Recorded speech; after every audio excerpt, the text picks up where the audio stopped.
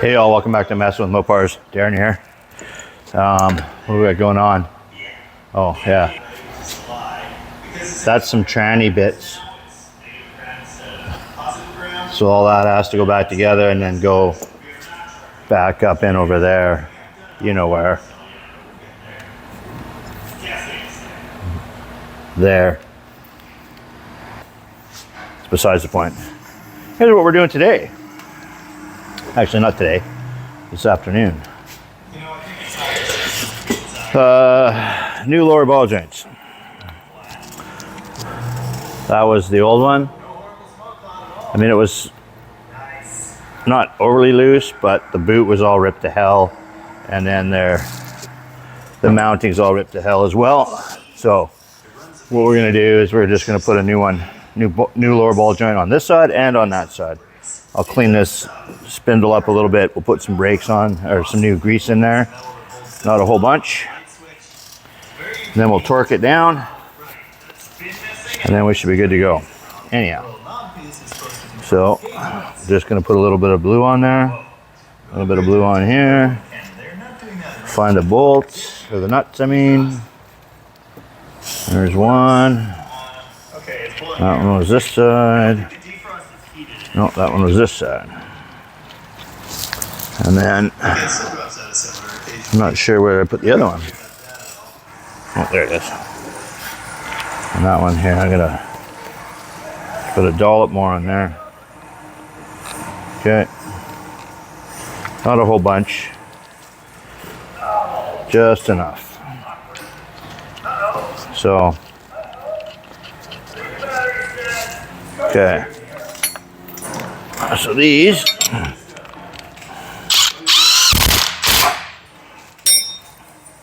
get torqued to a very specific torque spec. Let's do this. There, that's better. Anyways, I was about to say. And we'll get this one's an Allen key because it's a flush.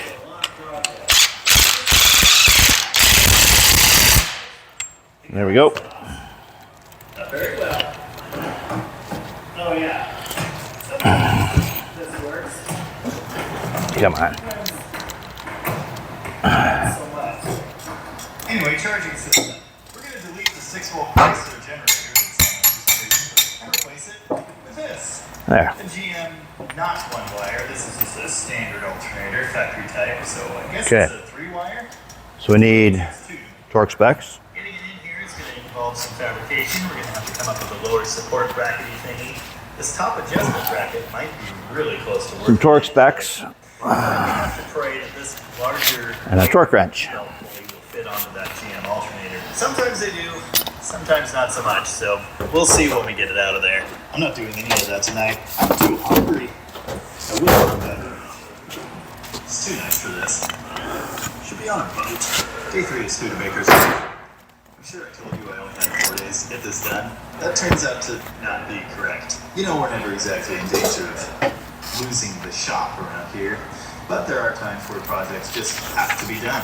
It turns out the Front suspension. on calendar dates though. So I basically have another week to mess with this thing, and that's great. I'm gonna keep on keeping on like I have to have it done by tomorrow, and maybe 2 mounting bolts tightened to 100 foot-pounds. 120 foot-pounds for Belvedere, Satellite, and Fury. So that's a B-body. 120. Get some seat time in this thing before it goes away. Okay. First things first, I improved the hood to head clearance with a broomstick. Now I'm pulling out the generator. It's 3 half-inch hex bolts, one up here in the adjustment, one from the back, one from the front. The lower 2 there's some greasy old generator sitting on the ground. Next to it, our shiny new GM alternator. You can see the pulley doesn't. This is also integrated into the fan. I bet that's not going to fit on there. We'll grab old Husky here.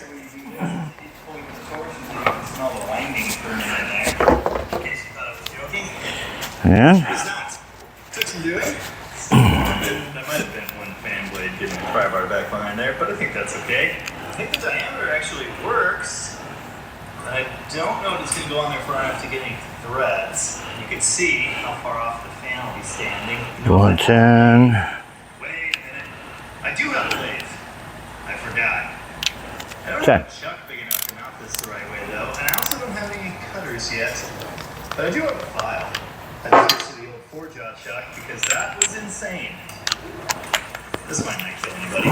Proof of concept. I just filed that thing down as far as I can without getting into the fins. Well, mostly without getting into the fins. I don't want to talk about it, but still, let's stay straight. And it does look like the cooling fin. Guess we better put it in a around the middle of the GM alternator. vise. Cut that back like another 1/4 inch. If it's done, Can I do it on the car? it's probably still done. Maybe, maybe not. I am so pleased with myself right now. That works. I could totally bolt that down right now. But I think I'm actually going to run it just a little bit more. Or I could just take out this factory spacer on the GM alternator and then this fits down inside. I can if I don't put the fucking, Bigger diameter, so I need to turn that down. if I don't put the rotor on yet. Looks good to me. Right? I think that took me like an hour and 15 minutes.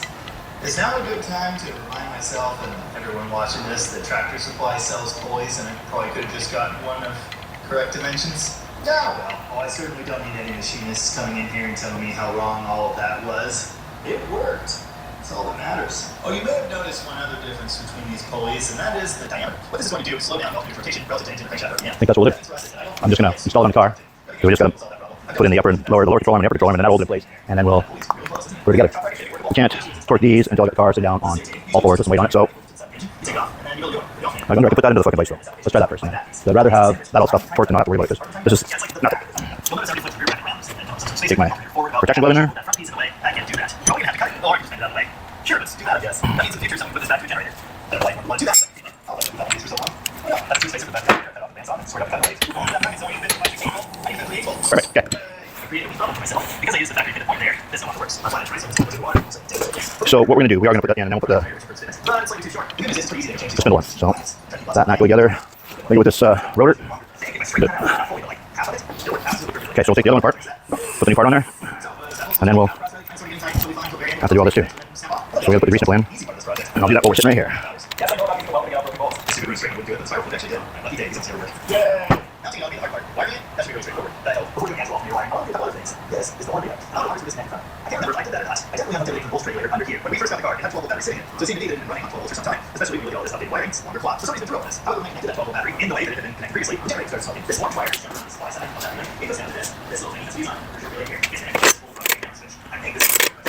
So those are either 3/8 to 5/16. We won't tighten it in there yet. We'll get this thing in place and then we'll tighten it so that it's serviceable. There. So the rotor's going to be here. It's going to be like that. Okay. So there. So that's the passenger side. Let's get some rags and wipe that up a little bit.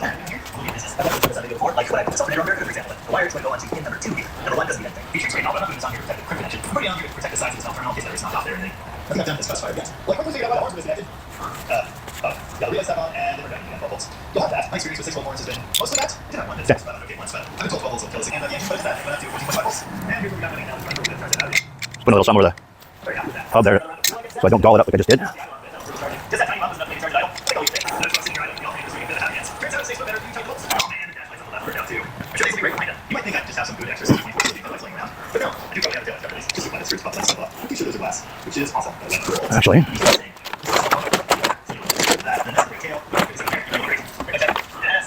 Also, yes, but less. And then later. It's crazy. It's hard. As linkers, even crazier. Put 12 volts in. Works perfectly. And these lights are in perfect condition. I'm sure I'll get this guy out. That's a light switch anyway. That's funny. These were running lights for some reason. They're actually linkers. So you can see that one is mega bright and about to explode. I thought you saw that flashing one too. yeah, use a little piece of rubber on there to get some traction. Yeah, that works. Scald it up a little bit. Oh, well. 6 to 8 volts. These volts cost like $12 a piece. It's not a big deal. I'm still waiting to buy it. That's all. Just like the other bolts, it fits right in. Look at that. Woo! It's an now. It's stupid stuff out of it, but it's like right up, like it's impressive. They're way worse than that. Look at these lights. I mean, probably makes them seem more than they are, but they're actually really good in real life too. Believe me? I mean, yeah, like the people driving full table in. Here's just brakes. It does stuff. It's good. It does stuff. That's a fast dash light. That's a better fuse pop. I still got my lights in the back. That looks good. Oh, I got the street by the way. I figured out that it's going overdrive, but yeah, I just did. Wow, the thing. Find it. Nice. We got overdrive. 1, 2,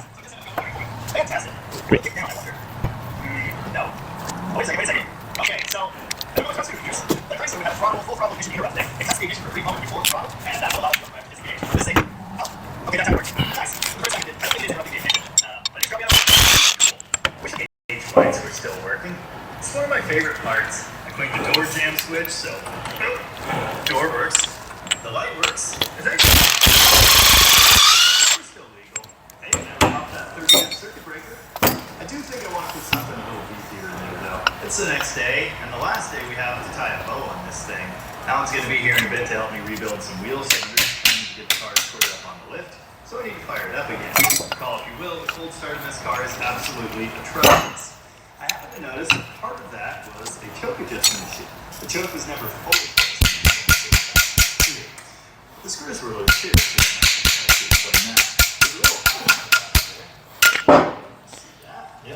Medium hammer, small hammer, medium hammer. We don't have the big hammer out. Okay. A lot.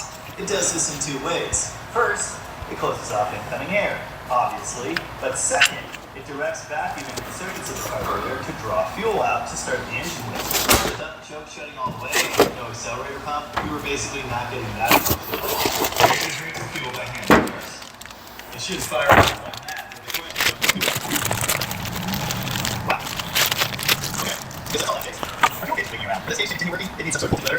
Should probably put that out. So you reverse connections on the as well. The engine's shaking around a lot. So you might grab difference between around. Oh yeah. Yeah, good idea. Yeah, that's worth better. I have like 20, 30 cents maybe on idle. Just idles like this now. This is what you say, so yeah, I took one. This is right. That's your computer. Just weird, please. Sounds useless. But dang. Okay, anyway, I'll see what's break issue. Please work on that. New running carburetor. You're not going to get for it. We're probably going to have to make it right now.